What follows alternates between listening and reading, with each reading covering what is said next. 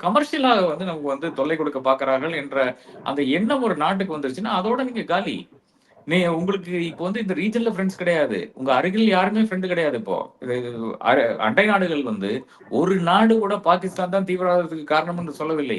ஒ உங்களுடைய லார்ஜர் சர்க்கிள்ல பார்த்தீங்கன்னா, 190 நாடுகள் ஏதோ இருக்கிறது. 190 நாடுகள்ல ஒரு நாடு கூட, ஒரு நாடு அதாவது ம். ஐநா சபையில வந்து காசு வாங்கி ஓட்டு போடுகின்ற நாடுகள் கூட உங்க கூட கிடையாது. யாருமே வந்து பாகிஸ்தான் தான் இந்த தீவிரவாதத்துக்கு காரணம் என்று கூறவில்லை. அப்ப நீங்க எங்க நின்னுட்டுருக்கீங்க? இப்ப டர்க்கிய பத்தி பேசி, டர்க்கிய வந்து கழுவி ஊத்துனா என்ன என்ன ஆயிறப்போது? அவன் எங்கேயோ கிடந்து உட்கார்ந்துருக்கான். அவன் உலகத்துல இந்தியாவ விட முக்கியஸ்தம் வாய்ந்த ஒரு நாடாக இன்னைக்கு இருக்கிறான். ஸ்ட்ராட்டஜிக் அஃபேர்ஸ்ல பார்த்தீங்கன்னா, அவனுடைய பொசிஷன் அப்படி. அதாவது அந்த நாடு இருக்கின்ற இடம் அப்படியா இருக்கிறது.